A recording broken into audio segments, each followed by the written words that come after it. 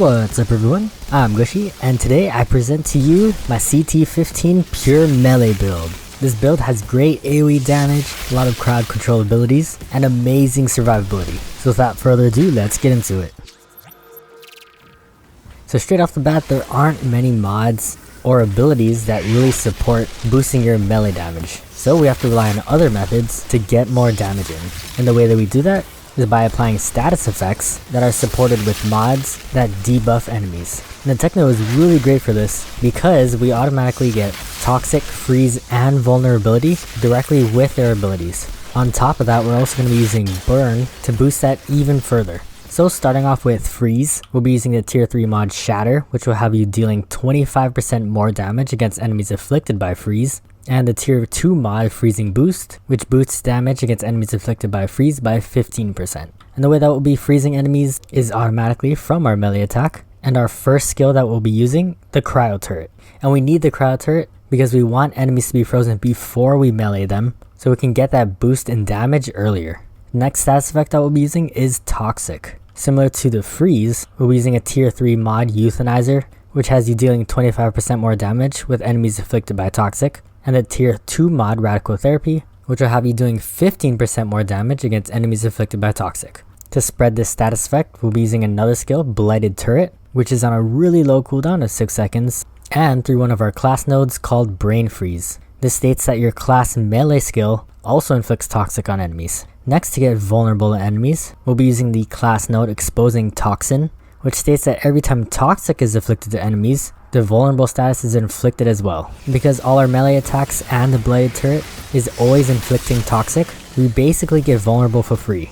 Another important node to boost this even further is Marked for Execution, which makes it so that vulnerable is 40% more effective. Finally, the last status effect that we'll be spreading is Burn. Since we don't get this through our skills, we'll be using a gun with the mod Mark of the Stake. Reloading the weapon inflicts burn on enemies previously wounded by this weapon without changing it. But what makes this mod really good is that it procs at the beginning of the reload animation. Because of that, we can then cancel our reload with a melee. This is on a really low cooldown of 1 second, so after the melee animation is done, this mod is immediately ready to go again.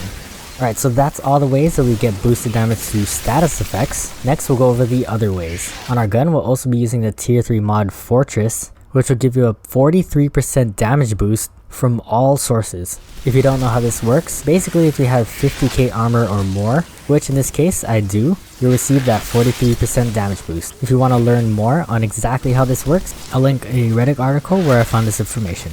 The other ways that we'll be boosting our damage is through the tier 3 mod Captain Hunter, which will increase damage against elites by 25%. And probably the most important mod that you should be using, which is Untamed Power. This states that using skills deals 47,000 damage to enemies within a 5-meter radius around you. And because your melee ability counts as a skill, this should be proccing every second. What makes this so good is that it's equal to 30% of your anomaly power. So as we boost our anomaly power, the damage of Untamed Power increases as well.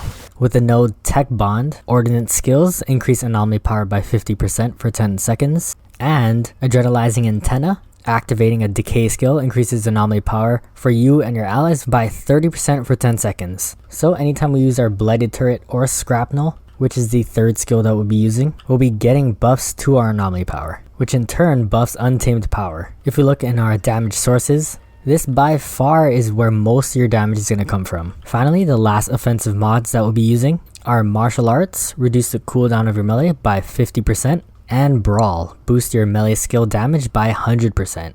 Both are really important because, this is a melee build. But I'd say Martial Arts is actually more important because the more times you can proc Untamed Power, the more damage that you'll be doing. Finally, for our survivability, we'll be using Emergency Stance, Attain Golem, protective, effective for 4 seconds whenever your health drops below 30%. Golem gives you a 65% damage reduction, and is kind of bugged right now as it stays on you permanently. Next, we'll also be using a node called Winter's Barrier. After using your class melee skill, increase damage mitigation by 40% for 3 seconds. Since our melee cooldown is lower than 3 seconds, we should be having this up 100% of the time. So combining these two sources of damage mitigation, we should be getting 105%. And with just these two skills, you become really tanky. The rest of the nodes are kind of up to you, but I prioritize Anomaly Fueled, which will increase your anomaly power by 6%, and any nodes that will reduce the cooldown of your skills. And so with that, that's basically all you need to know about my melee build. I usually go over the playstyle, but honestly the playstyle is pretty much straightforward, as you just throw out your abilities and constantly melee.